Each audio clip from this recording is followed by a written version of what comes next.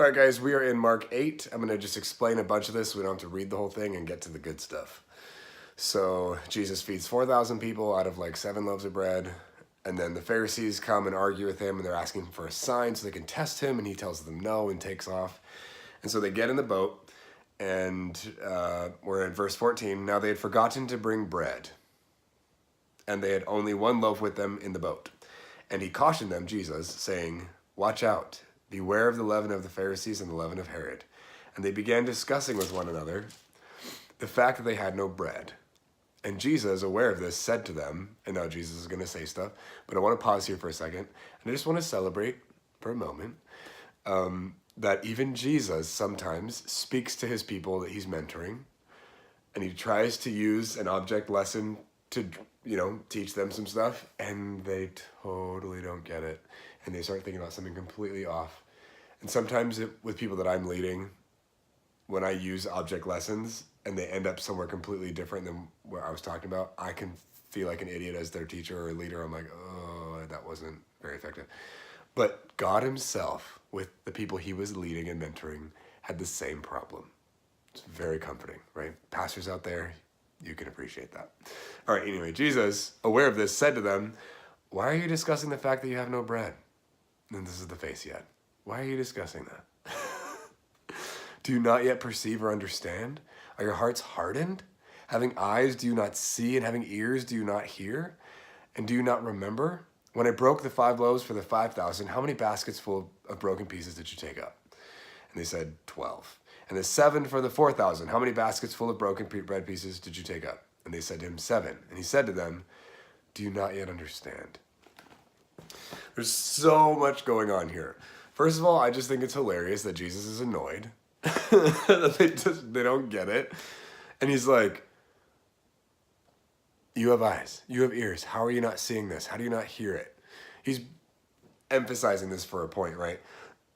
Excuse me. But I think he also makes an interesting point. He says, are your hearts hardened? Do you not understand? Your heart's hardened. And it's like, whoa, Jesus, that feels kind of extreme. Like, why are we going after their hearts at this moment? Like, they just didn't get it. Maybe they were in the wrong place. But he's actually calling them to a standard. And from what I'm reading here, actually, to me, it seems like Jesus is saying, you're trapped here. You're stuck here. You're trying to rationalize and assess and analyze and stick things into this place, when actually you're meant to understand from a deeper place within you, right? And so if your heart is hardened, you have a shallow depth to work with, and what you end up being able to deal with and conclude is limited. It's less than what's available, especially when you're chilling with Jesus. So he's saying, beware of the leaven of the Pharisees. His point was, be careful of their thoughts and their teachings and their ideas, because it works into your whole being and it causes you to agree and like accept their religiosity and their limited thinking and their rules. It all makes sense and clicks. He's like, be careful of that, because if you accept a little bit, it's going to work its way through your whole being. And he's using language that they would understand. Like they get leaven back then. We don't really get that now, but they understand that a little bit of leaven works through the whole entire loaf of bread, right?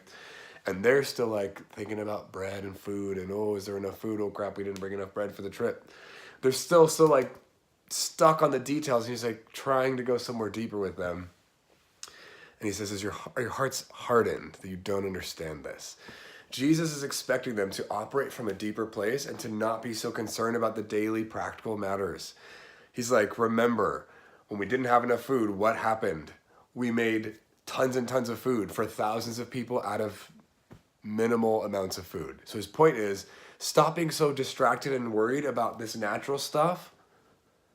You're going to be taken care of. Like, stop worrying about it.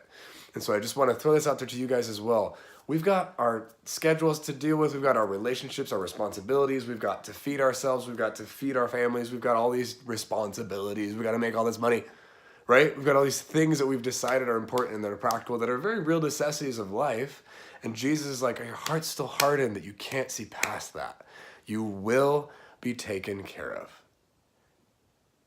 Let your life be more than the practicals, more than hustling, getting this stuff done, more than just maintaining your life. There's so much more available for you than that. Are your hearts hardened?